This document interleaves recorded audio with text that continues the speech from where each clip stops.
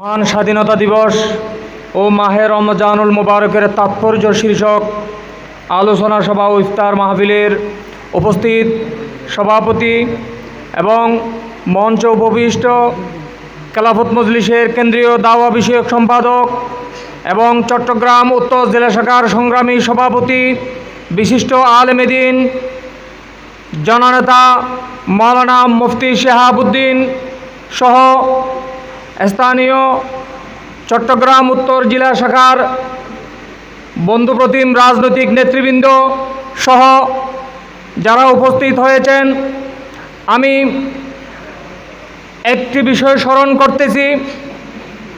আজ এমন একটি দিন, আজ এমন একটি দিবস, আজ থেকে 4 বছর পূর্বে, আজকের দিনে অর্থাৎ 2021 সালের 26 মার্চ স্বাধীনতার দিবসের নামে ভারতের গুজরাটের কসাই মোদিকে বাংলাদেশের ডেকে এনে বাংলাদেশের পবিত্রতা নষ্ট করা হয়েছিল। এই পবিত্রতা নষ্ট করার বিরুদ্ধে যখন এদেশের আলেম উলামা, হেফাজতে ইসলামের সাধারণ ইসলামী নেতৃবৃন্দ, মাদ্রাসার ছাত্র যুবকরা যখন রাস্তায় নামে প্রতিবাদ বিক্ষোভ করেছিল, সেই বিক্ষোভ প্রতিবাদ তৎকালীন ভারতীয় রয়ের মদতপুষ্ট এই হাসিনা জালিম শাহী সহ্য করতে পারে নাই। আজ 26 মার্চ 2021 সালের আজকের দিনে সাধারণ আলেম উলামাদের উপরে হাটহাজারী, ব্রাহ্মণবাড়িয়া, বাইতুল মোকাররম সহ সারা বাংলাদেশের আমার ভাইয়ের আলেম উলামাদের উপরে হত্যার নির্যাতনের স্টিম রুলার চালানো হয়েছিল। আজ সে ঐতিহাসিক দিনে যারা শাহাদত বরণ করেছিল 21 জন মাদ্রাসার শিক্ষক এবং আলেম উলামা, আজ তাদেরকে স্মরণ করছি।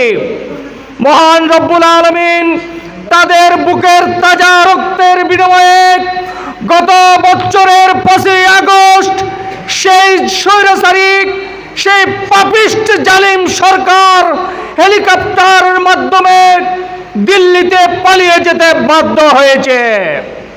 প্রিয় ভাইরা আমার, আজ এমন একটি ঐতিহাসিক দিনে আমরা এই জালিম সরকার আবার ফিরে আসার জন্য বিভিন্ন ছলছুতারি, বিভিন্ন মাধ্যমে তারা আবার ঘুরিয়ে ফিরিয়ে ঢুকিয়ে যাওয়ার জন্য চেষ্টা করতে।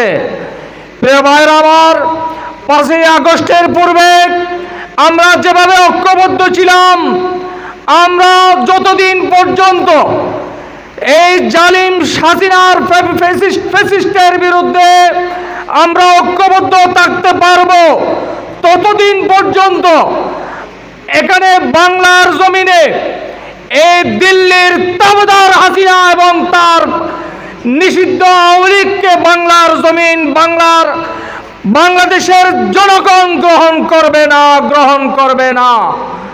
প্রিয় ভাইরা আমার, এখানে আগামীতে সামনে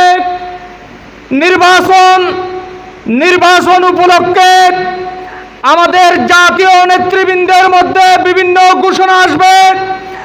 আমরা কেন্দ্রের ঘোষণা আমরা অনুসরণ করব।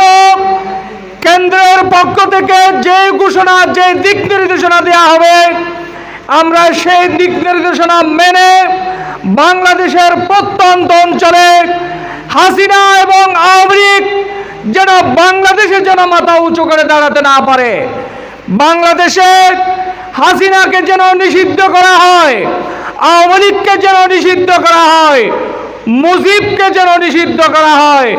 এরা বাংলাদেশের স্বাধীনতা ঘোষণা করে নাই। মুজিব পাকিস্তানের বাংলাদেশকে স্বাধীন করার জন্য কোনো ঘোষণা করে নাই। বাংলাদেশকে স্বাধীনতার ঘোষণা দিয়েছিল শেখ মুজিবুর রহমান, দেয় নাই। আমাদের বাংলাদেশের সাবেক প্রেসিডেন্ট মেজর জিয়াউর রহমান বাংলাদেশের স্বাধীনতার ঘোষণা দিয়েছিলেন। সেই জন্য আজকের এই মহান স্বাধীনতা দিবসে মেজর জিয়াউর রহমানকে আমরা স্মরণ করছি এবং সাথে সাথে যারা 1971 সালে যারা শাহাদত বরণ করেছেন তাদের জন্য আমরা মাগফিরাত কামনা করছি। এই বলে আমার সংক্ষিপ্ত বক্তব্য এখানেই শেষ করছি। ধন্যবাদ। ধন্যবাদ ভাই মুস্তফা কামাল ভাইকে। প্রিয় উপস্থিতি, এই পর্যায়ে সংক্ষিপ্ত বক্তব্য রাখবেন